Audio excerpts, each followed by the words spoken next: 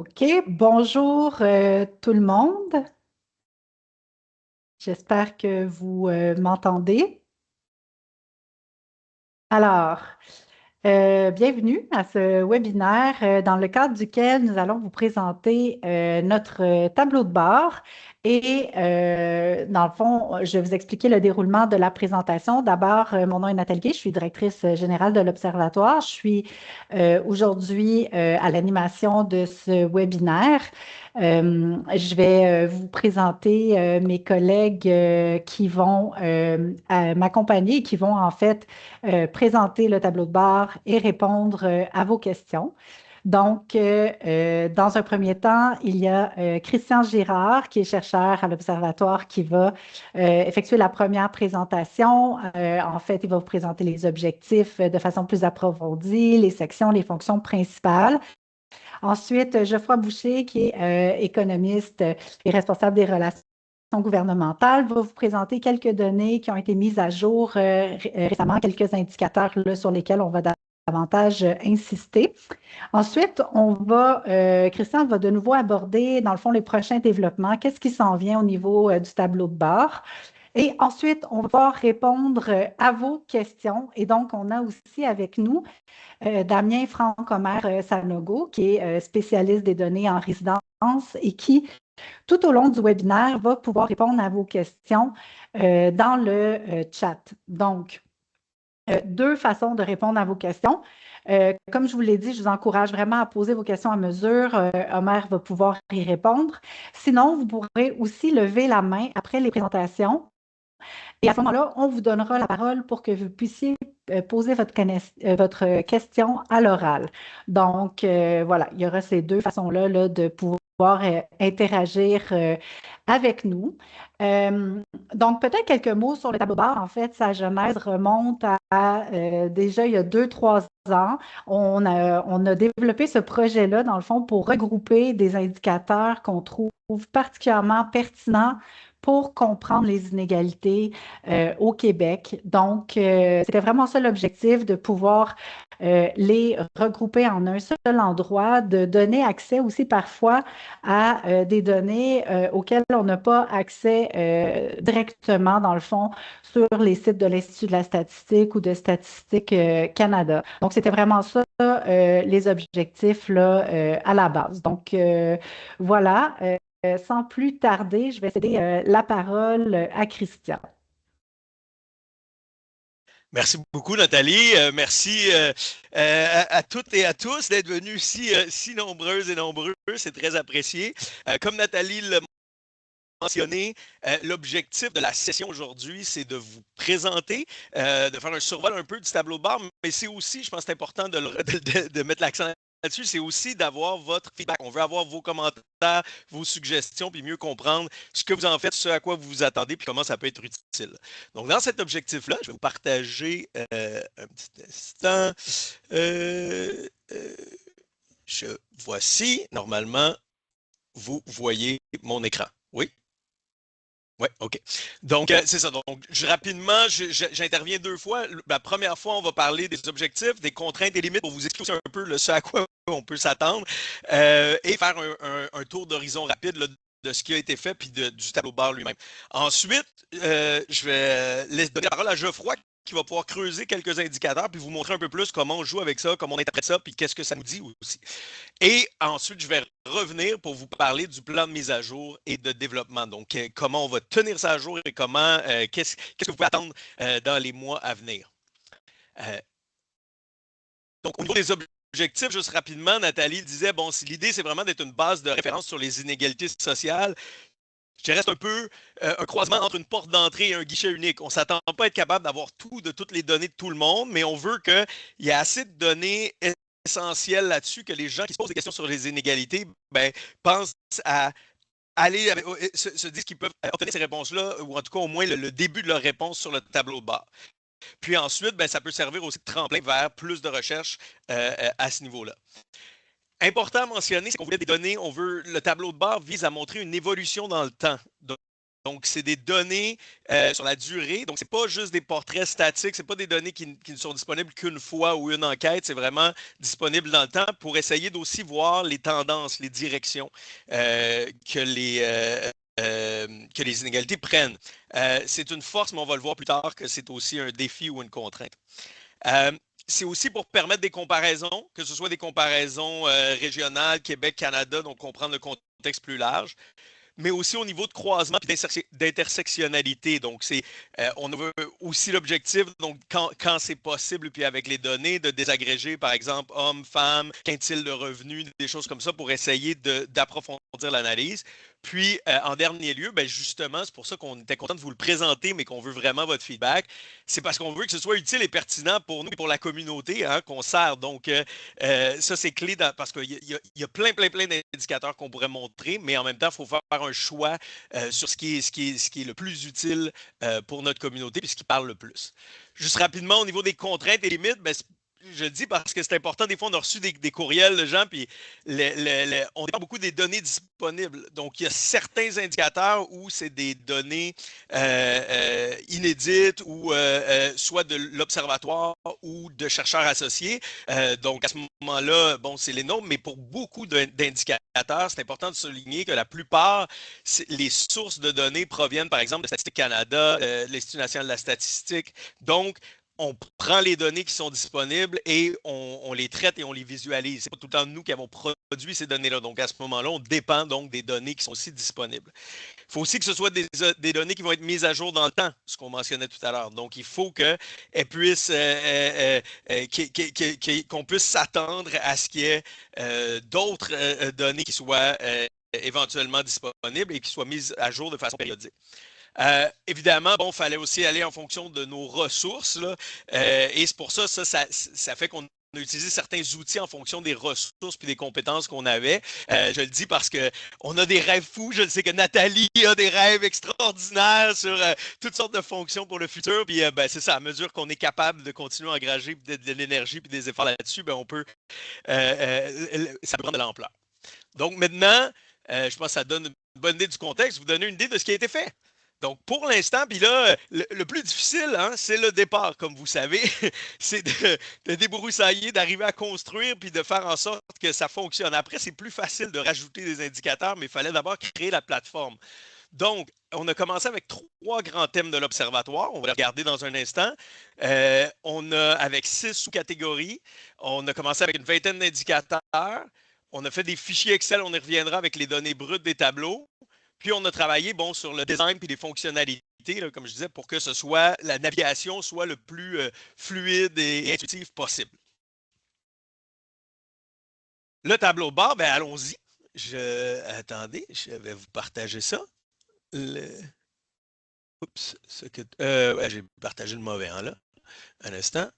Je vais faire comme ça. Vous allez me dire si vous voyez la bonne chose. Est-ce que vous voyez le tableau de bord? Ça marche. Moi, je ne le vois pas. OK.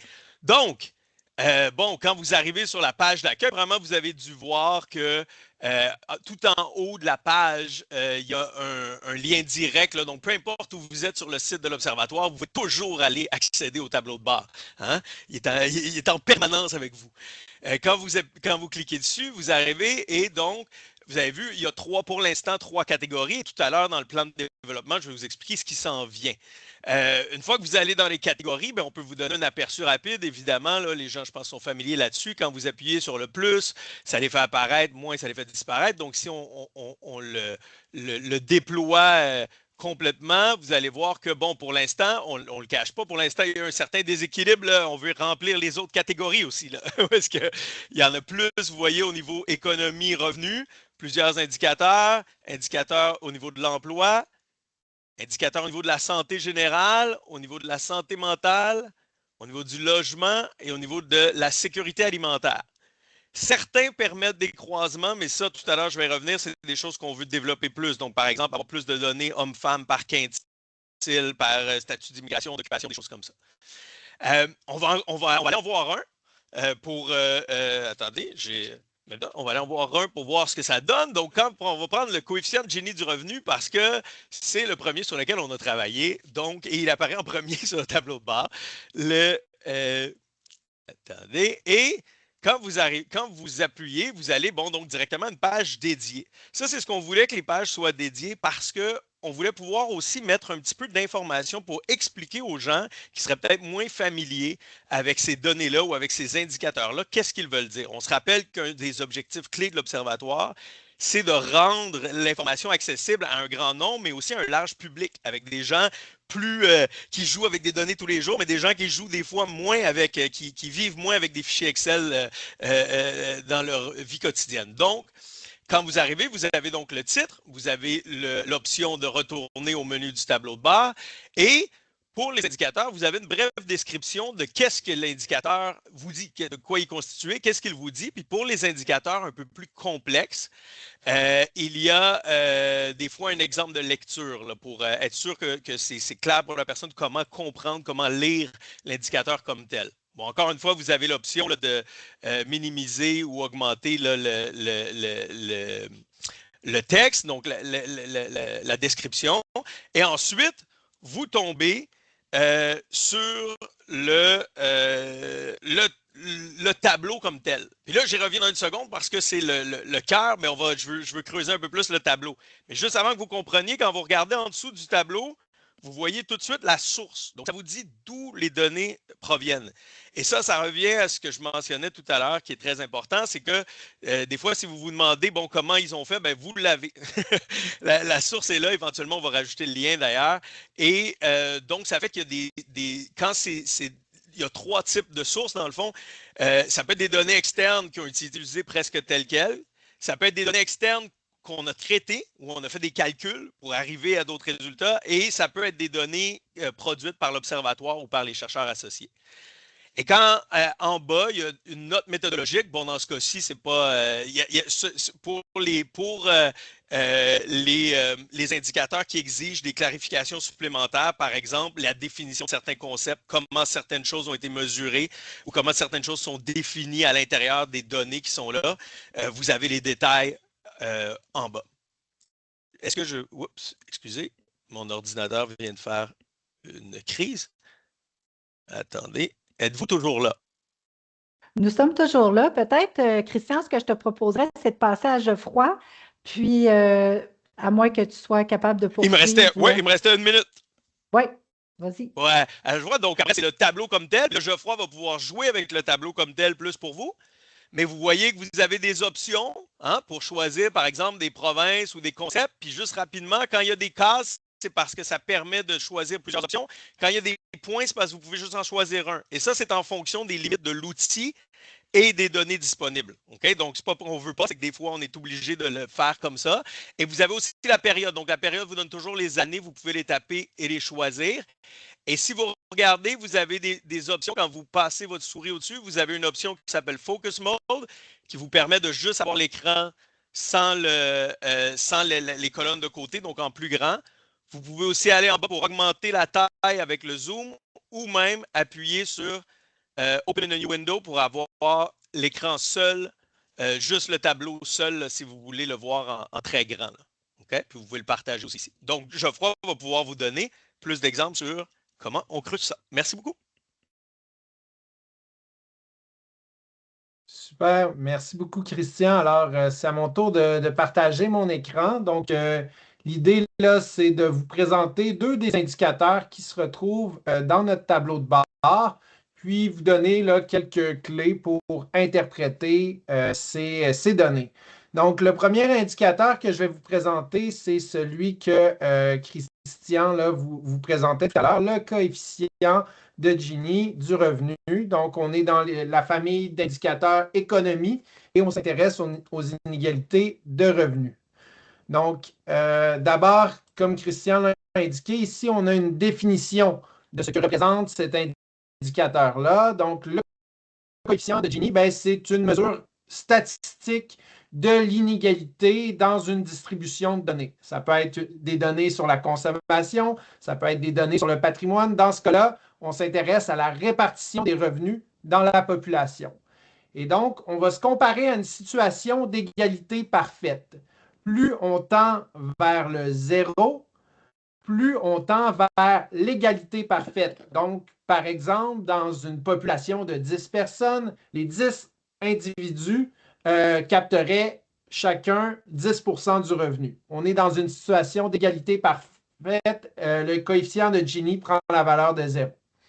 Le 1, ben, plus on se rapproche du 1, plus on tend vers l'inégalité parfaite. Donc, dans cette même population de 10 personnes, une personne posséderait 100% du revenu et les 9 autres personnes ne capteraient aucun revenu.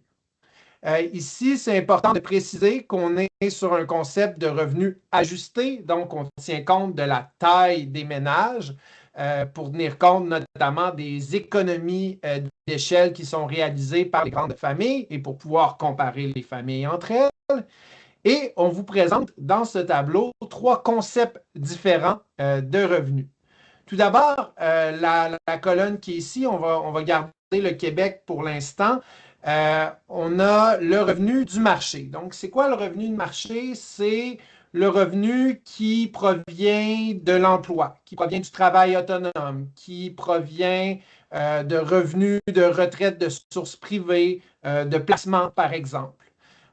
Ensuite, on a également le revenu total. C'est quoi le revenu total? En fait, c'est le revenu du marché augmenté de toute autre somme d'argent reçue par les personnes, notamment les transferts gouvernementaux. On peut penser notamment aux allocations famille ou au crédit d'impôt pour solidarité, par exemple. Et finalement, on a le revenu après impôt, qui est donc le revenu total duquel on déduit les impôts à payer au gouvernement du Québec et au gouvernement du Canada. C'est le revenu après impôt qu'on mobilise souvent lorsqu'on étudie les inégalités parce qu'il se rapproche le plus près du revenu disponible, de la réelle capacité à dépenser des individus et des ménages. Donc, regardons ensemble comment cet indicateur a évolué sur la période de données. On avait des données disponibles de 1976 à 2024. C'est donc celles-là qui sont représentées dans notre tableau de bord. Donc, on voit que pendant les années 70-80, on a une tendance à la baisse pour le coefficient de Gini du revenu après impôt. Une période qui est marquée notamment au Québec par l'édification des grandes politiques sociales. Ensuite, pendant les années 90, on observe une tendance à la hausse du coefficient de Gini. C'est une période qui est notamment marquée par des réductions importantes dans les dépenses publiques. Et au cours des années 2000, il y a une certaine stabilité du coefficient de Gini du revenu après impôt et une diminution très nette et momentanée en 2020. 2020, on se rappellera, c'était la pandémie de COVID-19 et les gouvernements ont consenti plusieurs mesures d'aide financière d'urgence, notamment la fameuse PCU, la PCRE, qui a eu pour effet de soutenir le revenu des personnes à faible revenu. Et donc, on observe dans notre coefficient de Gini du revenu après impôt une diminution marquée en 2020. Et depuis 2020, on est sur une trajectoire ascendante, un retour là, progressif vers le niveau d'inégalité pré-pandémique. Donc ça, c'était le revenu après impôt. Si on regarde au niveau du revenu de marché, on peut voir que contrairement au revenu après impôt, on a une certaine stabilité, voire même une légère diminution de l'indicateur sur l'ensemble de la période. Au niveau du revenu de marché, on a une augmentation, une tendance à l'augmentation de la valeur du coefficient le coefficient de Gini du revenu sur l'ensemble de la période. Et donc, comment on interprète ça? C'est que sans la redistribution qui est faite par les transferts gouvernementaux et la fiscalité, les inégalités de revenus auraient augmenté au Québec.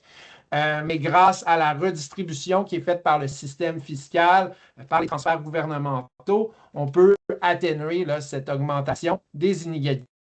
Maintenant, comparons le Québec avec d'autres provinces canadiennes, retournant aux revenus après impôt.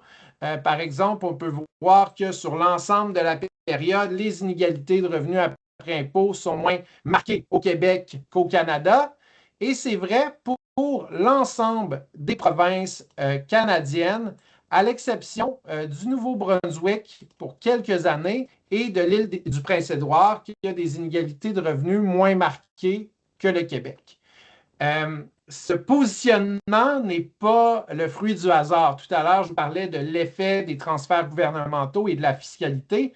Si on retourne à notre concept de revenu de marché, on peut voir que le Québec, la ligne bleue, se situe à peu près à la moyenne des provinces canadiennes. Donc, les inégalités de revenus de marché au Québec évoluent de manière similaire au reste du Canada, mais c'est une fois qu'on tient compte des transferts gouvernementaux et de la fiscalité que le Québec se positionne comme l'une des provinces avec le niveau d'inégalité de revenus le moins élevé. Ça me permet de faire le pont avec un autre indicateur que je ne vous présenterai pas en détail, mais je vous mentionne qu'il existe dans notre tableau de bord. C'est une certaine mesure de cette redistribution-là. On vient mesurer l'écart entre le coefficient de Gini du revenu marché et le coefficient de Gini du revenu après impôt. Donc, cet écart-là vient mesurer l'effet de la redistribution. Et on peut voir au Québec que ce niveau de redistribution est plus élevé que pour la moyenne canadienne, mais c'est aussi vrai pour la plupart, par rapport à la plupart des provinces canadiennes. Donc voilà pour ce premier indicateur, le coefficient de Gini.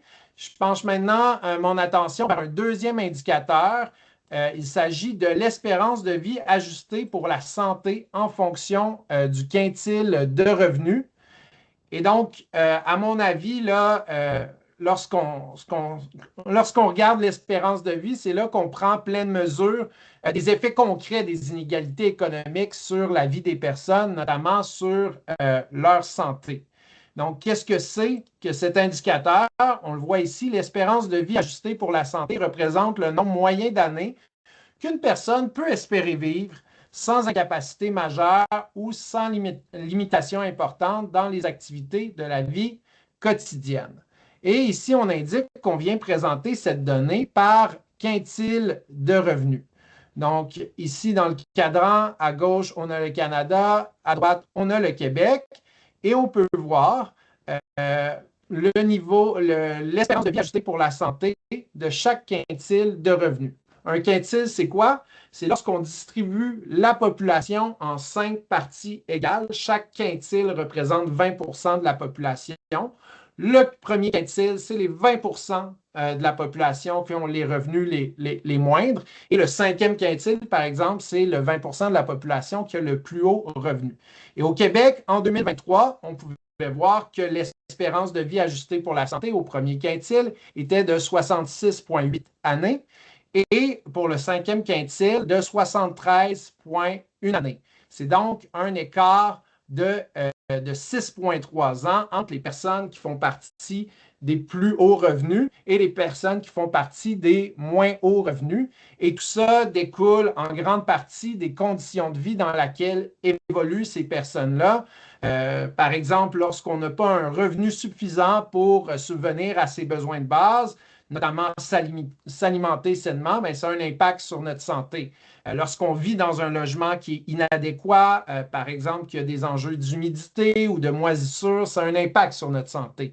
Lorsqu'on vit dans un environnement résidentiel où il y a beaucoup de pollution, où on est exposé au bruit, ça a beaucoup d'impact sur notre santé. Même chose si on occupe un emploi qui est physique péniblement. Et donc, le résultat de tout ça, c'est que les personnes qui font partie du premier quintile de revenus au Québec vivent 6,3 ans en moyenne de moins que les personnes qui font partie du cinquième quintile de revenus.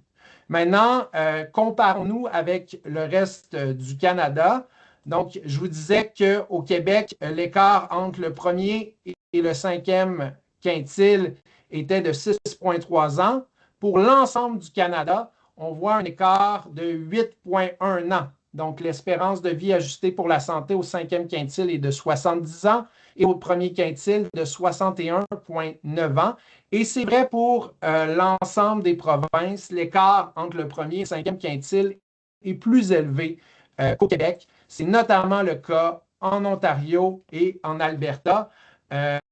En Alberta, on a un écart de 9,4 ans. En Ontario, on a un écart de 9,1 ans. Et si on se rappelle de notre graphique sur le coefficient de Gini, c'est aussi dans ces provinces, l'Alberta et l'Ontario, où les inégalités de revenus après impôt étaient les plus marquées. Également, on peut regarder l'espérance de vie de l'ensemble de la population indistinctement du quintile de revenus en sélectionnant tous les quintiles. On peut voir qu'en 2023, le Québec, avec 70,4 ans pour l'ensemble de la population, était la province canadienne avec l'espérance de vie la plus élevée. Par exemple, on était à 65,2 ans en Alberta. Donc, voici une petite illustration de deux indicateurs qui se retrouvent sur notre tableau de bord et je cède la parole à nouveau à Christian. Merci beaucoup. J'espère que ça a été utile et que c'est parlant pour les gens parce qu'on a l'intention de continuer à faire vivre et développer ce tableau de bord. Fait que rapidement, donc le plan de mise à jour, puis le plan de développement. Donc, au niveau de la mise à jour, donc là, on a déjà des choses qui sont là. Ça, on veut s'assurer, on va continuer à les mettre à jour. Mais même pour les indicateurs à venir, ce qu'on a, c'est qu'on a un calendrier, en fait, de sortie des données brutes selon les sources, donc pour savoir quand sortent différentes données pendant l'année. Bon, ce n'est pas toutes les données qui sont annuelles, premièrement, il faut préciser. Il y a certaines enquêtes que c'est à chaque quelques années, donc c'est pour ça. Puis en fonction de ça, on a créé le calendrier.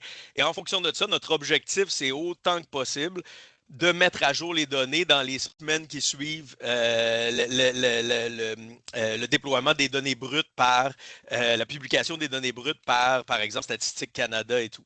Je me demande d'ailleurs si ça peut être éventuellement, on pourra peut-être le partager, ce calendrier-là, de vous donner une idée en quelque part de quand les données sont à jour. Comme ça, vous pouvez avoir une idée de quand vous attendre. Par exemple, plusieurs indicateurs économiques que vous avez vus là, c'est autour du 1er mai. Bon, cette année, ils sont sortis un petit peu plus tôt, fin avril, mais c'est autour du 1er mai qui sortent. Donc, vous savez qu'il y a un ajustement. Puis, possiblement qu'on en fera l'annonce quand on fait plusieurs ajustements de tableaux. On pourra peut-être vous le mentionner dans notre infolette là, aussi. Donc, ça, on continue à le tenir à jour. Juste rapidement avant le développement et les autres étapes, au niveau du fichier Excel, vous allez remarquer qu'on a... attendez, je vais partager ça. Vous allez avoir accès à un nouveau fichier Excel sous peu. Attendez, je vais partager mon écran à nouveau.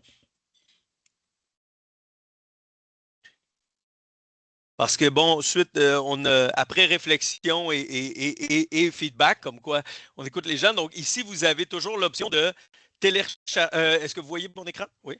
Vous avez toujours l'option de télécharger les données. Mais au départ, bon, c'est parce qu'on avait développé les données brutes. Donc, c'était comme une façon de vous présenter, mettons, les données de StatScan, mais c'était qu'on utilisait pour faire les calculs. Mais ça devenait un peu lourd et difficile tant à maintenir qu'à comprendre pour les gens. Ce n'était pas aussi utile. Puis souvent, les gens, ce qu'ils veulent, c'est les données du tableau comme tel. Donc maintenant, là, il y en a un qui est prêt, mais les autres vont être mis à jour sous peu. Là, vous voyez, si vous téléchargez le fichier Excel, ça va vous donner... est-ce qu'il va le partager automatiquement? Attendez. Est-ce que vous le voyez, le fichier Excel ou non? Non? Oui? Oui. OK. Oui. Donc, vous avez toujours deux onglets. Un premier onglet qui rappelle les éléments clés, la lecture, source et tout ça, et l'élément de données.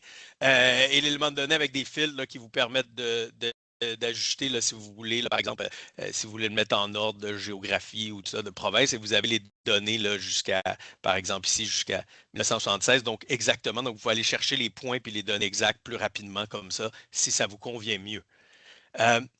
Et donc, dans ce à quoi, c'est les autres choses auxquelles vous pouvez vous attendre, bien, il y en a beaucoup. Je fais un calcul rapide, puis en termes de nouveaux indicateurs, de nouvelles catégories et de croisement, donc par exemple, rajouter des hommes-femmes, quintile de revenus, mode d'occupation, on en a une cinquantaine au moins là, de différents indicateurs et croisements qui s'en viennent. Entre autres, il y a des nouvelles catégories qui vont être ajoutées parmi les thèmes principaux de l'Observatoire. Donc, par exemple, la catégorie éducation et la catégorie climat et environnement.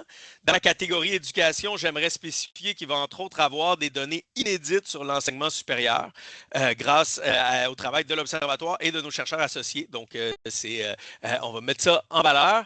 Ensuite, il va y avoir des nouvelles dimensions. Par exemple, Geoffroy me disait que partout où il passe, les gens lui mentionnent que quand est-ce que les données patrimoine sont disponibles, étant donné que l'Observatoire aime rappeler que les inégalités de patrimoine sont encore plus importantes que les inégalités de revenus au Québec. Donc, les indicateurs de patrimoine s'en viennent.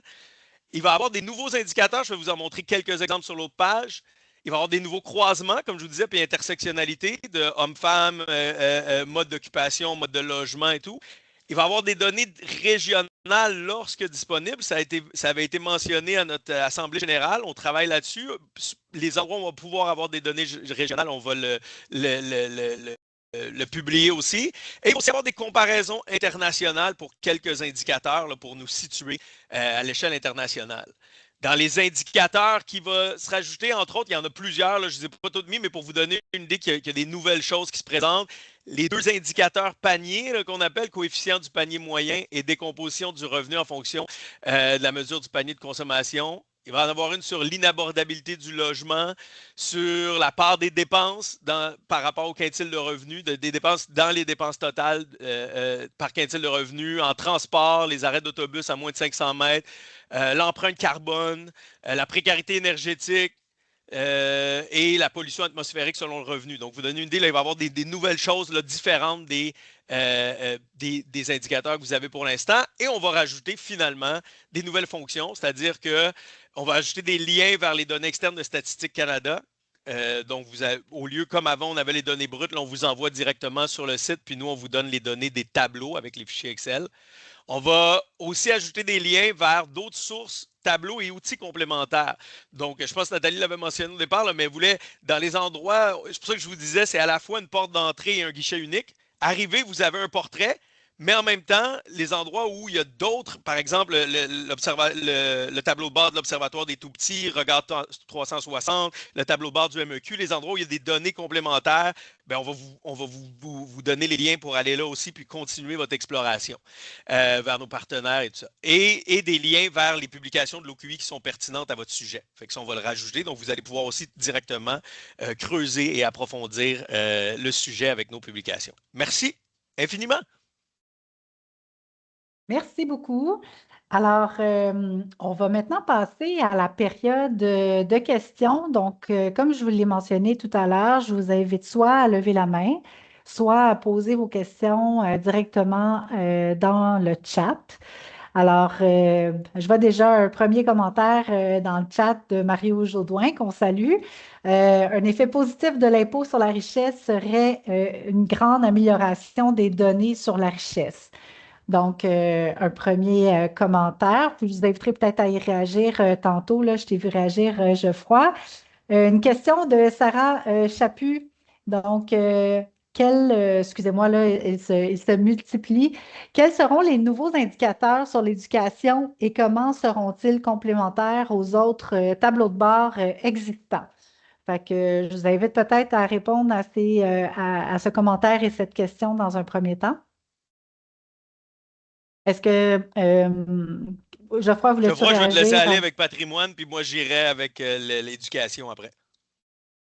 Oui, oui, c'est une belle opportunité pour rappeler qu'au Canada, là, on a peu de données de grande qualité sur le patrimoine, c'est-à-dire la richesse accumulée par les personnes et les familles, contrairement à la question du revenu. Au niveau du revenu, on a des enquêtes de grande qualité avec des grands échantillons comme l'enquête canadienne sur le revenu, mais on a aussi les données fiscales lorsque les Canadiens et Canadiennes remplissent leur rapport d'impôt. Bien, ces données-là, fiscales, anonymisées, sont rendues disponibles pour la recherche, ce qui nous permet de présenter plusieurs indicateurs de qualité là, en lien avec le revenu.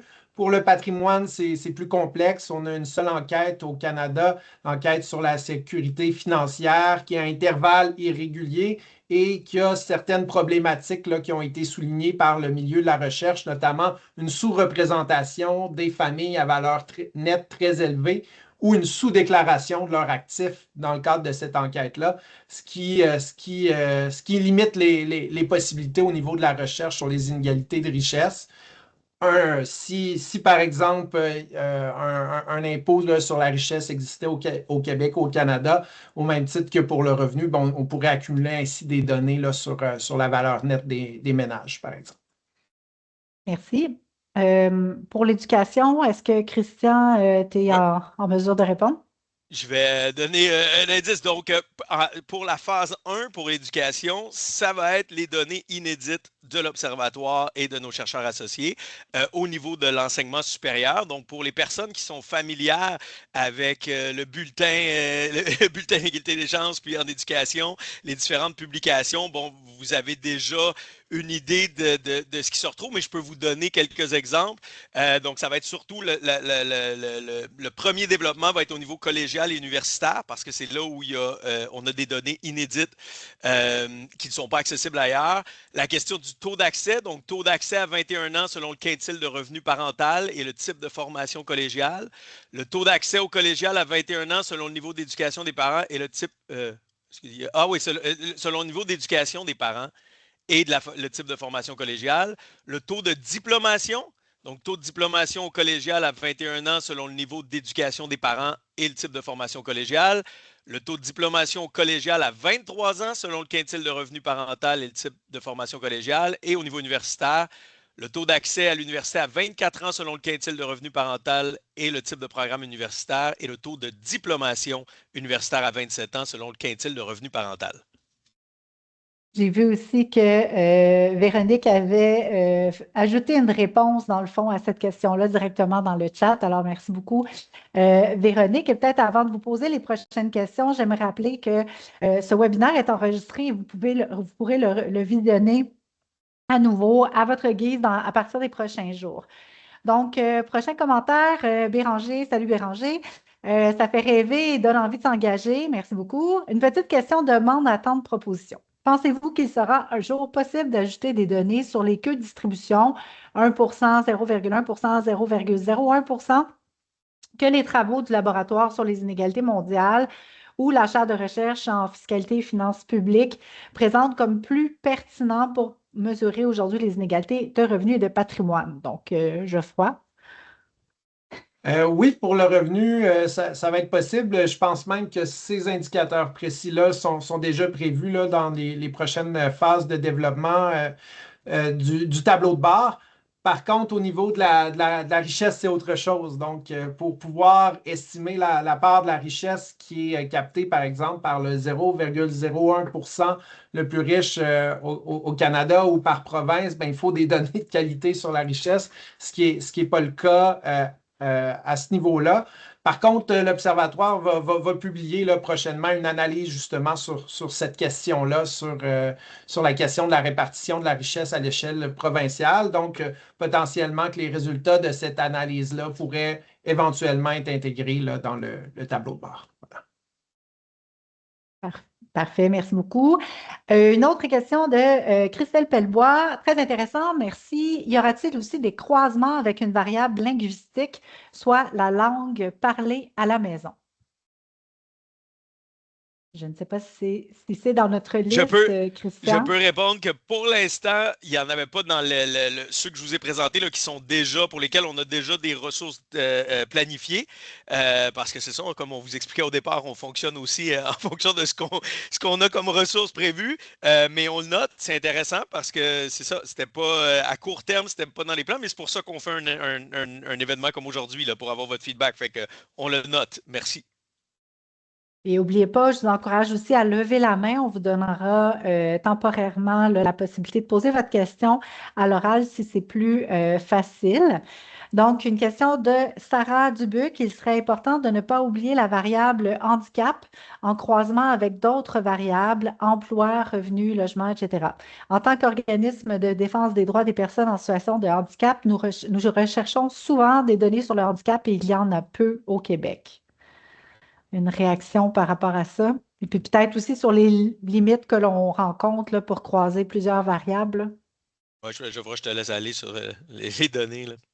Ben, oui, merci de le suggérer. Puis c'était sur notre radar cette question-là. Et donc, ça va probablement être inclus.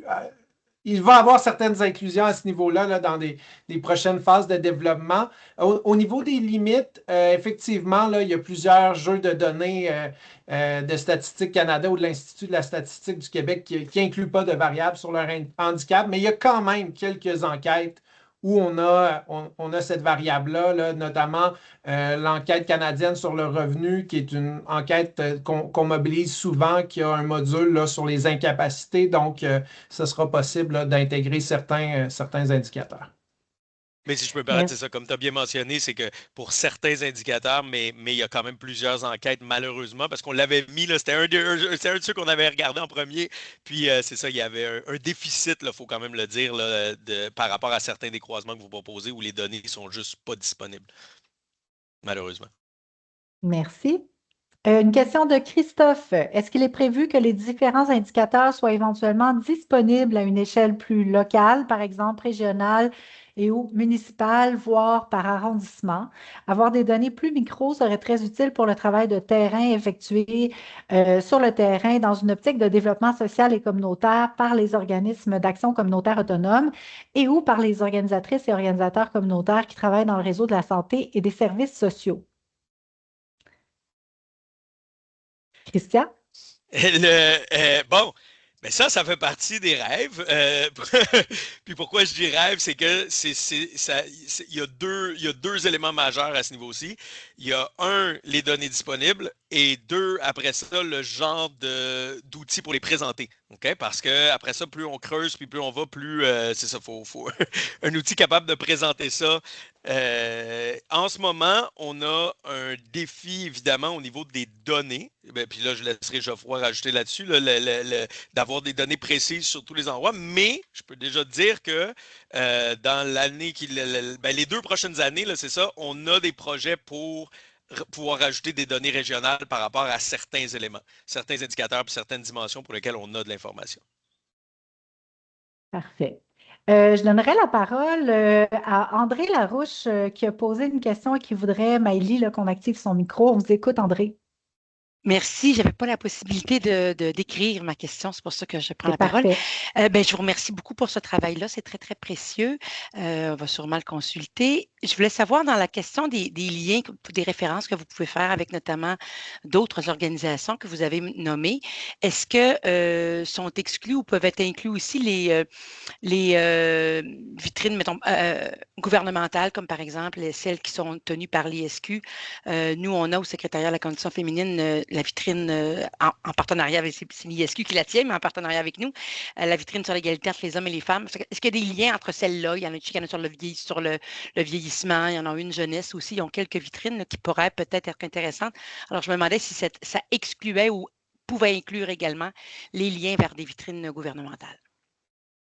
Absolument. Là, Christian, si tu veux amener une couple de détails sur cette question-là, là, n'hésite pas. En fait, moi, j'inviterais les gens, d'ailleurs, à nous écrire puis à nous en envoyer parce que, bon, on essaye, hein, on est quand même une équipe relativement petite, là. Fait qu'on est, fait que quand si vous avez des bonnes suggestions, là, puis que vous êtes au courant, puis que vous avez une idée de certaines vitrines, certains tableaux qui peuvent être particulièrement pertinents, ça serait super apprécié de nous les envoyer. Puis nous, ben, après ça, avec grand plaisir, là, si c'est lié à une égalité, puis qu'on peut l'intégrer dans les catégories qui sont là, puis comment faire les liens, c'est sûr qu'on va être intéressé, puis qu'on va les mettre en ligne, là. Avec grand plaisir. Absolument. Puis, c'est des données qu'on utilise, par exemple, là, quand on regarde les écarts entre les salaires selon les sexes. Et on s'est même dit qu'à partir des données que vous rendez disponibles, on pourrait parfois faire certains calculs de ratio là, qui respectent les intervalles et tout ça. Là, donc, de collaborer dans un certain sens là, avec vous. Alors, merci beaucoup pour cette Bien, intervention. merci, on vous écrira certainement. Parfait, excellent.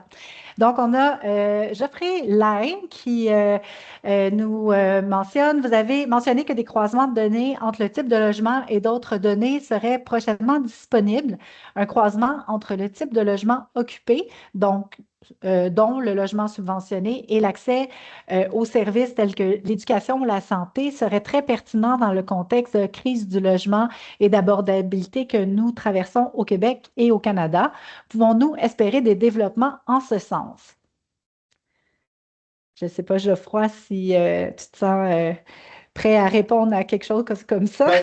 Ben, c'est certain que la question du logement est assez centrale dans notre programme de recherche actuellement à l'Observatoire. Là, on a quelques projets de recherche en cours qui se penchent là-dessus. Éventuellement, les données qui ont été analysées dans le cadre de ces projets de recherche-là pourraient intégrer là, une éventuelle phase ultérieure là, du tableau de bord. Mais oui, la question du logement là, nous intéresse beaucoup. Puis effectivement, on peut croiser plusieurs situations en lien avec le logement, avec d'autres enjeux sociaux. Merci.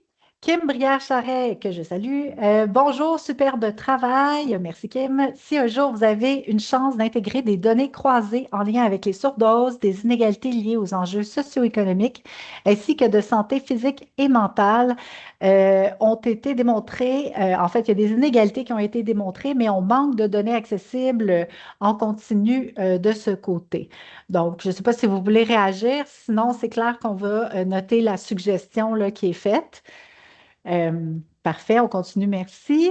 Josiane Asselin, je serais très intéressée par les volets concernant l'enseignement supérieur et j'espère aussi pouvoir trouver des informations pertinentes concernant les Premières Nations et les Inuits, compte tenu du manque de données fiables sur ce groupe. Merci pour le webinaire.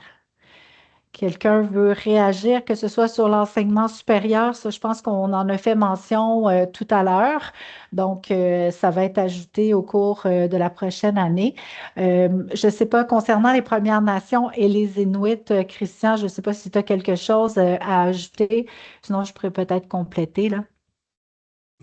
C'est pas moi, là, sinon Geoffroy, le plus au niveau des données qui sont disponibles. Mais ça fait partie, juste rapidement, il y a certaines des intersectionnalités. Une chose que je peux dire, par contre, c'est que tout ce qui est les données plus intersectionnelles, on se frappe souvent. Ça fait que c'est important que vous le mentionniez parce qu'éventuellement, il y aura peut-être moyen de même produire des données, mais effectivement, quand vous remarquez des manques, nous aussi, des fois, on remarque une absence de données. Fait que ceux qu'on a, on va essayer de les mettre, mais il y a souvent une absence de données par rapport à ces groupes-là. Je ne sais pas si tu voulais rajouter. Oui, je vais rajouter quelque chose. C'est certain que sur ces questions-là, nous, on va travailler avec nos partenaires qui sont actifs dans le secteur de la recherche dans les milieux autochtones parce que il y a plusieurs limites, dans le fond, aux données qui peuvent être recueillies sur les Premières Nations et les Inuits.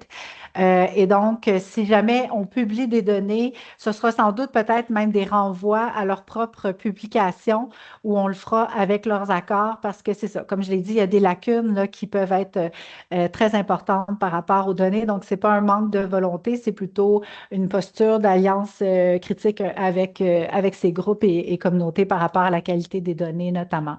Et il n'y a pas que la qualité des données, voilà. Il y a aussi la question de la propriété. Très bien.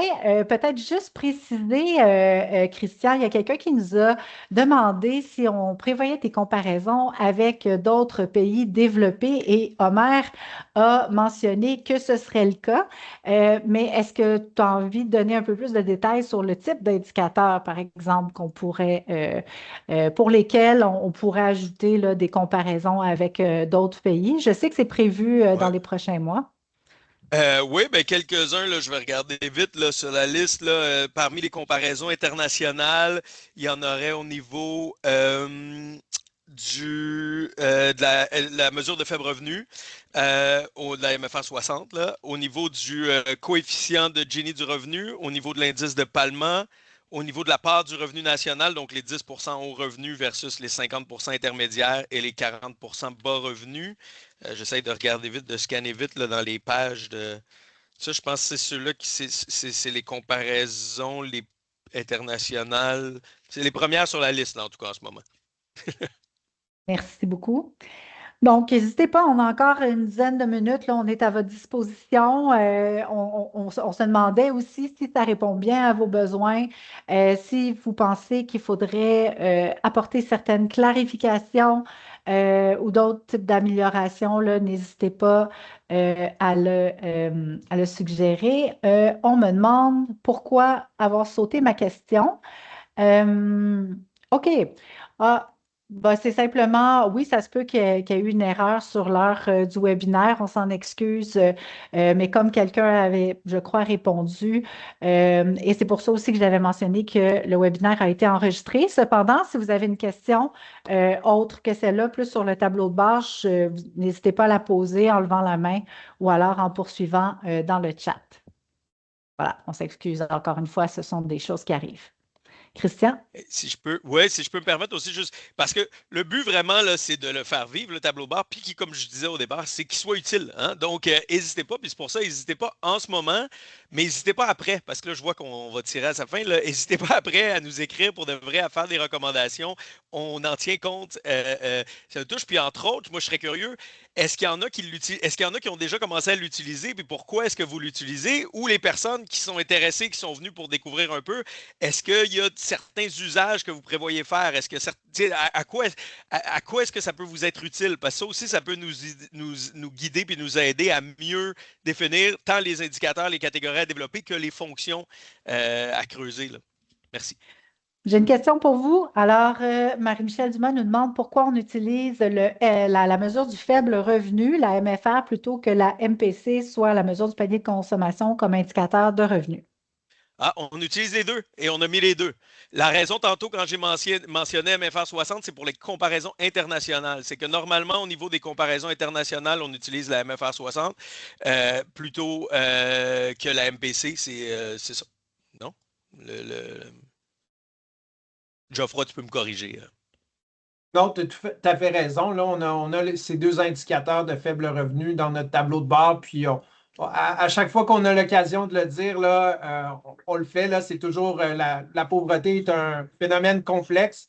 Et donc, c'est important de se référer à plusieurs indicateurs pour avoir une bonne compréhension des enjeux. Merci. Pour celles et ceux que ça peut intéresser aussi, Béranger Benteux a partagé le lien vers le World Inequality Database là, qui a été fait par le Laboratoire sur les inégalités mondiales. Donc, n'hésitez pas là, à aller utiliser leur site là, pour avoir accès à certaines données. Il y en a un certain nombre sur le Canada. On a une question de Pierre-Claude Poulain que je salue également. Pourrons-nous obtenir ces données pour uniquement les retraités? Alors, Christian, je ne sais pas si tu as quelque chose à dire. Je le note, il y a des indicateurs où on voulait essayer de présenter par groupe d'âge puis tout ça. Là, ça fait partie des différentes intersectionnalités qu'on va creuser après, là, je crois, parce que c'est ça, il y avait une affaire de l'outil. Donc, juste rapidement, là, il y a deux niveaux. Ben, je peux peut-être le montrer. Là, il y en a, vous avez vu tout à l'heure, je crois, vous en a montré un où tout était sur le même tableau, puis il y en a qui étaient par cadran. OK? Puis sans rentrer trop dans le technique, quand il y a plusieurs variables pour un même indicateur, ben c'est là où c'est présenté par cadran. Mais éventuellement, si on recrée nos propres données combinées pour chacune des choses, on va être capable de les intégrer sur un même tableau et d'avoir, par exemple, le croisement âge avec revenu avec l'insécurité alimentaire, mettons. Okay? Et ça, c'est prévu. Il y a des indicateurs où on veut faire cette agrégation-là, mais ça demande beaucoup plus de temps parce qu'on ne peut pas juste prendre les données puis les traiter. Il faut vraiment faut recréer des nouvelles données pour les produire. Donc, c'est prévu là, qu'ils veulent l'avoir pour certains indicateurs. Il va avoir, entre autres, en fonction de l'âge. Est-ce que ça va être juste en fonction de la retraité? Là, il y a le débat aussi sur le terme retraite, peut-être plus par groupe d'âge que retraité. Là, je vois Geoffroy. Je vais laisser Geoffroy continuer là-dessus. Ah ben, juste pour dire, c'est parce que la question retraité est complexe. On l'a traité dans un projet de recherche sur lequel Christian et moi, on travaille parce que, bon, certaines personnes ont pris leur retraite, mais poursuivent un certain nombre poursuivre un certain travail par la suite, mais peut-être que ces personnes-là se considèrent comme retraitées. Donc, il y a des questions dans certains jeux de données de Statistique Canada où c'est de l'autodéclaration si la personne se considère retraitée ou non, mais cette personne-là peut également avoir une prestation de travail à terme de certaines heures. Fait que la notion de retraité va être à creuser, mais certainement par groupe d'âge, là, avec le groupe 65 ans et plus, c'est possible de le faire là, sans trop de complications. Super, merci. Maëlie, j'aimerais que tu actives le micro de Mario Jaudoin qui souhaite poser une question à l'oral. Mario, vous devez activer votre micro.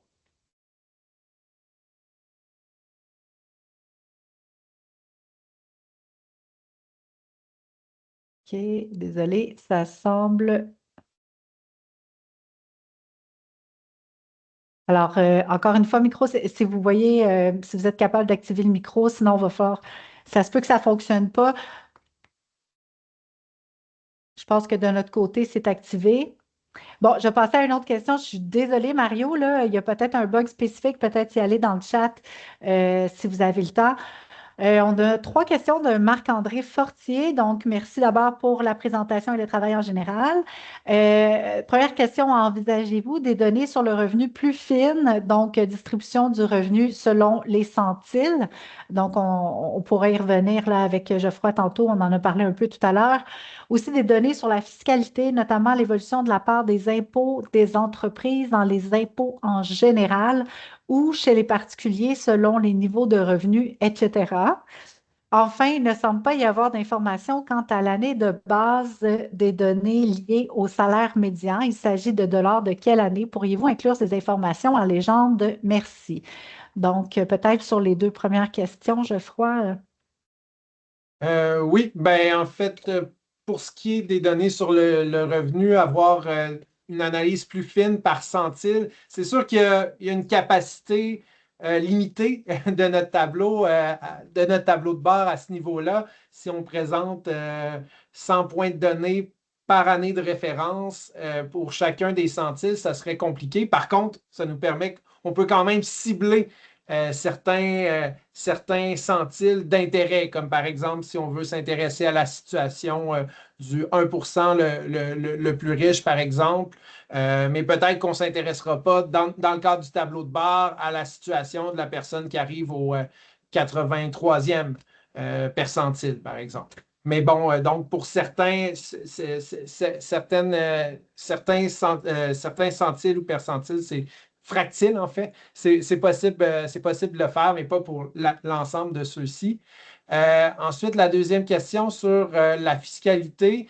C'est quelque chose qu'on pourrait considérer. En même temps, on veut être complémentaire à ce que d'autres groupes de la société civile ou du milieu de la recherche font. À ce niveau-là, il y a quand même la chaire de fiscalité et finances publiques là, qui présente un bilan de la fiscalité qui est assez complet avec plusieurs indicateurs. Donc, à voir là, peut-être dans des phases ultérieures de développement, si on peut être complémentaire à ce qui est déjà fait, mais l'objectif n'est pas non plus là, de reproduire tout ce qui est fait ailleurs. Voilà. Mario, merci Geoffroy. Mario, on vous a permis l'utilisation du micro. Si ça ne fonctionne pas, ça semble être de votre côté. Fait que je ne sais pas si vous voulez réessayer de prendre la parole.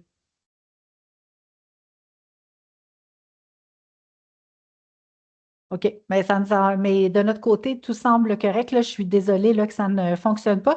Christian, sur l'année comme telle, Oui, par je vais rapport demander à à Omer, en fait. Oui, parfait. Omer, Omer, pour ça, c'est vrai est-ce qu'on ne l'a pas mis? Est-ce que tu peux répondre et on va l'ajouter? D'accord. Concernant l'année de 1997 à 2024, dans la base de données, on avait des informations en dollars. Donc, ce sont ces informations qu'on a représentées sur le tableau de bord. En dollars de quelle année, est-ce qu'on sait? Non, ce n'était pas précisé dans la base. Bon, on va Mais je pourrais clarifier ça, puis Oui, c'est on ça. pourra l'ajouter. Merci. Merci, Omer. Il y a un dernier commentaire qui a été formulé là, à la question que Christian a posée en réponse à la question sur l'usage de l'outil. Christophe nous dit, je pense l'utiliser éventuellement dans l'enseignement des cours de méthodologie d'intervention en organisation communautaire, en travail social au bac. Par contre, la disponibilité, indisponibilité des données régionales limitera les usages que nous pouvons en faire. Merci pour la présentation et votre travail. Donc, on ne manquera pas évidemment de publier dans notre infolettre toutes les nouvelles concernant le tableau de bord. Ainsi, je vous invite, si ce n'est pas déjà fait, à vous abonner à notre infolettre pour rester au courant là, des nouvelles mises à jour qui concernent généralement l'observatoire, mais le tableau de bord en particulier. Oui, en fait, je vais le dire parce que Mario a tellement essayé de parler. Effectivement, il déteste Teams, on s'excuse. Je voulais préciser que le concept de pauvreté est très difficile à définir. C'est pourquoi il est important de présenter les données selon plusieurs indicateurs de faible revenu. En fait, Statistique Canada a refusé de fournir des données sur la pauvreté pour cette raison, jusqu'à ce que le gouvernement définisse lui-même la pauvreté. Alors, merci. Le lien pour notre infolette a été ajouté. Et enfin, un dernier commentaire. Merci pour cette présentation. C'est un commentaire de Sylvie Pelletier. Ce serait intéressant d'avoir des données sur l'éducation des adultes, FGA, FP, formation continue, alphabétisation, francisation. On prend tout ça en note et on en discute avec l'équipe du Bulletin de l'égalité des chances. Donc, c'est ce qui met fait à notre webinaire aujourd'hui. Je vous remercie infiniment pour votre participation. Merci à Omer, Geoffroy et Christian pour leur présentation et leur réactivité. Et je vous souhaite une très bonne journée. Au revoir. Merci tout le monde.